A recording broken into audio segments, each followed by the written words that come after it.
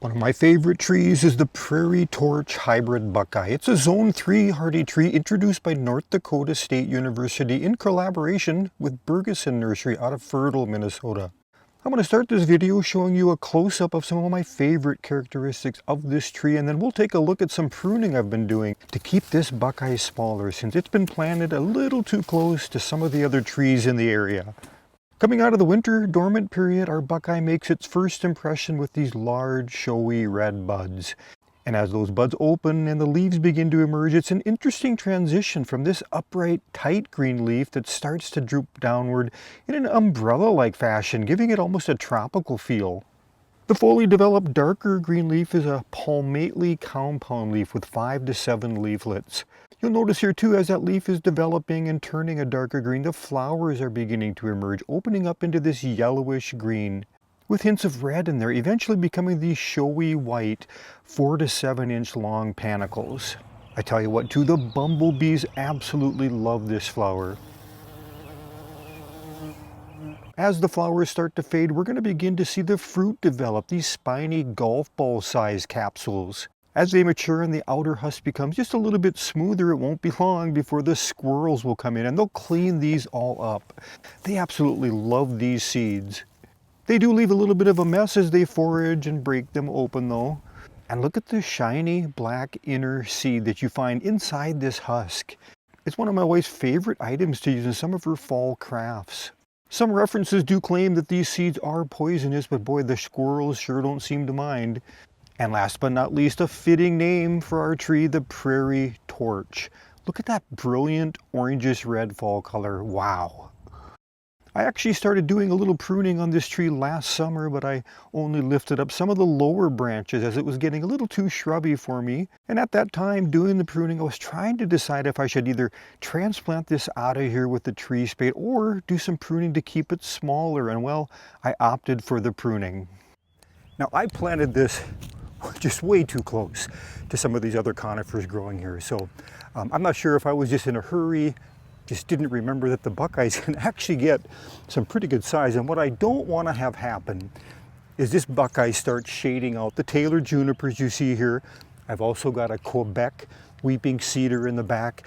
If the Buckeye is allowed to get too large, it's going to start shading out that and ruin the form on both those conifers. And then off to the right here, we've got a Hoops blue spruce. So I can keep all of these in check, but the most important thing about that is you need to get started, well, before they get oversized, and then you've got a problem where you start pruning them back, you can ruin the form. So we're going to get started on this, and it's going to be an annual event now. I'm going to come in here, I'm going to come back to a main lateral point. I'm going to seek out and look for some of the taller terminal branches, and then each year we'll just do a thinning cut. And that way we'll be able to keep that size reduced. You really only need a few basic tools to do a project like this. A small ladder, and I might even need to get a smaller one that tucks underneath, something that's more of an advantage, having that ladder where you can get up inside the tree. And then a loppers, that's for a little bit bigger branch. A pruning saw is a good idea. But I think on most of these, just the way it looks, I'm gonna be able to use the FELCO pruners. So I'll work my way up and down the ladder, going round and round, coming in from different angles, and I'm targeting the branches that are the longest, coming back to that next fork or lateral. This really won't take very long each spring, maybe 20 to 30 minutes. Okay, here's how our tree looked midsummer, just a perfect size, but I did decide to take this a step further. Since I love how clump trees look when you expose their lower trunks and branches, highlighting the different shapes, angles, bark colors, and textures, I thought, why not do the same thing on this Buckeye and open up some of those inner branches here? Maybe a bit of a bonsai feel we can create with this tree. So with that concept in mind then, my goal is to remove the majority of the smaller inner branches here. Mostly about the size of my pinky or less, which will then expose the inner scaffold branches. I really like the bark on the Buckeyes. In fact, it's one of my favorite things to look at on all trees, the different bark textures and colors. Okay, you can kind of see starting to take effect here, opening up a lot of those little branches, but this side you can see still quite a bit more congested. So I'm going to deal, I think, with a little bit more in here, maybe even take out, I don't know, a couple of those larger branches just to thin it out a little bit. And then we're going to work our way up in there about 2 to 3 more feet. I do, by the way, have one more prairie torch growing over by our water feature, so I'm going to be able to compare and contrast how each tree looks from pruning or not pruning, as I plan on leaving this tree alone to develop naturally. I do also have a straight species buckeye, the Ohio buckeye, Aesculus glabra.